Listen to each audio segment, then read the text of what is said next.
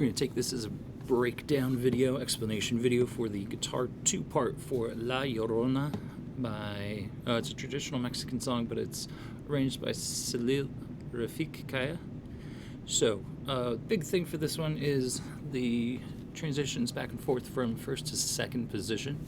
What we want to remember, first position marked with Roman numeral 1, and that'll be just above the note for the second part, and then second position is Roman numeral 2, marked just above the notes in that part. And what that means is for Roman numeral 1, first finger is on the first fret. Roman numeral 2, moving to second position, means that our first finger is now going to go where our second finger normally would go. So first position, first finger, second position, first finger takes the place of second finger. So now we're on second fret. And the reason we do that in this particular song is to make it a little easier for some of the string crossings as we get closer to, sorry, I just had the spot.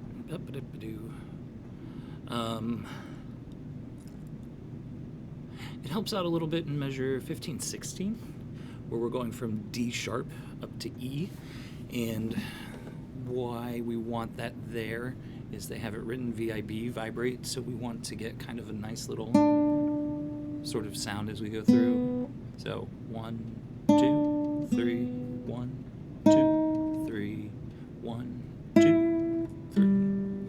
And that allows you to keep that in the same style that we had in measures 14 and 15 when we get to that E in 16 instead of playing it open. Then another thing it's helpful for is measure 20 and 21. And I could have swore there was a similar spot before. There's definitely a similar spot after. But what we've got going on in 20 and 21, we have that first finger C sharp, second fret, then over to an A sharp on third fret. Our F sharp is fourth fret. You can see my pinky, fourth fret there. And then we've got a C sharp just below that. Still fourth fret, but with the third finger.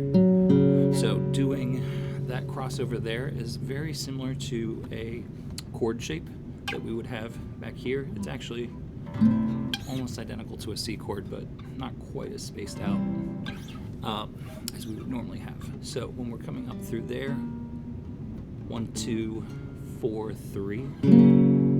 Actually, that gives us an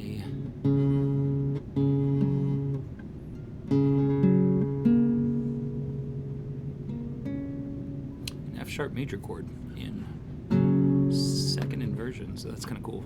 Actually, it's actually really cool. And then actually, you can slide that up everywhere, and that works out nicely. But what that does is that makes that a lot less awkward. Instead of trying to squish your pinky around the other side of your ring finger there. So if we had 1, 2, 3, 4, you can get like a squish there. But if we have 1, 2, 4, 3, your pinky fits in nicely behind the ring finger. So that's a big reason for it there. Then as we look a little further on, another spot that we'll see helpful is actually measure 31. We have the same kind of thing coming out of that second ending. So measure 29, we're gonna have that F sharp first finger's second fret, our C sharp on, I actually practiced this wrong, sorry. So first, second, and then third finger is on that third fret on your G. And what that does is that gives us that A sharp, but that's the same kind of thing. Trying to not squish everything in there, because if we did, actually, 2, 1, 3, but trying to do that in first position, your ring finger and your middle finger are really bulky and don't fit very well nicely in the fret as we're trying to sit closer to the bottom part of the fret here, which is actually the top part of the fret, to help keep it from clicking or buzzing. So it's super helpful to have that as 1, 2, 3 there. You get a nice like augmented chord there. And then as we go through further, measure 36 through 38 is the same as 14 through 16, same idea. And then, yip-a-doo, as we go on to the last part, yeah, I think a lot of it's just very similar there. But as I went through and practiced this, what I found was that staying in second position for the entire time that it's notated, meaning you slide into second position and stay there until you see the indicator for first position again. The only times it's not super clearly laid out are measure, where are we? Measure 7 into 8 is in second position.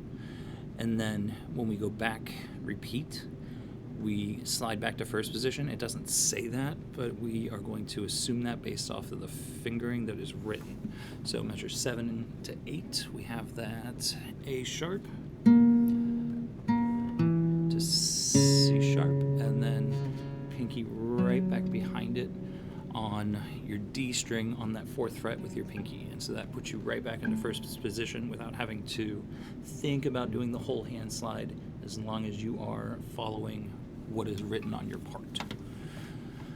And then that actually translates over to 54 through 61 as well. It's the exact same thing. You have that nice slide. But then when we go into second position the second time through at the beginning, so that's measure 7 again, we can, oh, wait a second. Okay, yeah. We stay in second position until we get to measure 11. And then in 14, we shift back to second, and we stay in second position until we get to, well, the way I read it is we stay in second position until we get to measure 33. And then we shift back in 36, and then we keep that until we get to measure 54. So that's a long chunk there. And then we actually finish in second position as well. So when we shift back to second position in measure 59 and go through the second time, you're just going to stay there until the end. So it's a lot to kind of keep in mind, but just remember, write stuff down like crazy, and you'll be good.